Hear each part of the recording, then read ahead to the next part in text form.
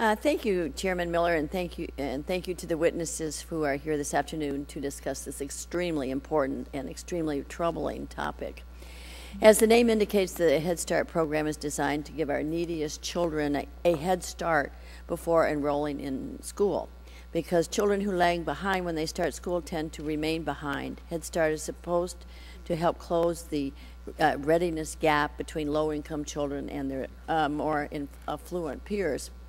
After my clerking for a judge at the U.S. Court of Appeals and before starting another job, I volunteered for a summer at the Head Start program in Chicago at Hull House, the very first year that this program was offered. So I saw firsthand the value of early intervention in the lives of those that are in need and underprivileged children. So that's why I was so disturbed to hear about the recent findings of the government accountability. At that time, I was rushing home every evening to turn on Sesame Street so I could learn a little more Spanish before I went back the next day to be with these wonderful children.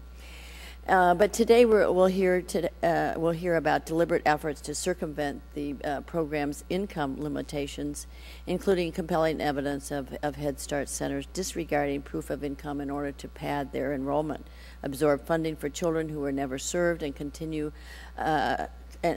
collecting a larger share of Head Start resources than they were due.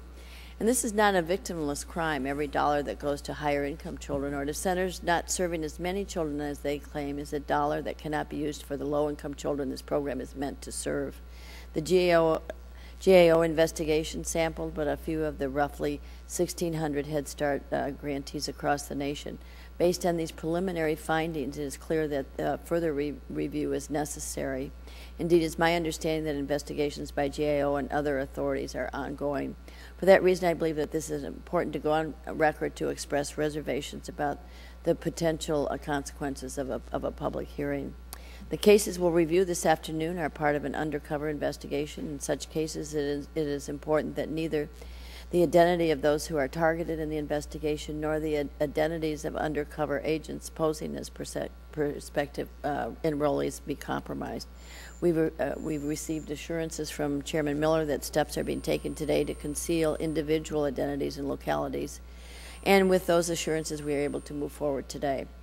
I think that we can all agree that additional congressional oversight, including future hearings, will be in order once these investigations are complete and the full results of GAO's work can be revealed. It is vital for Congress to expose and root out this type of waste, fraud, and abuse, but I do not believe that any of us wishes to jeopardize an ongoing and potentially criminal investigation. In fact, I and many others were so troubled by these preliminary findings that we believe the investigation into these specific incidents and the investigative authorities ought to be broadened.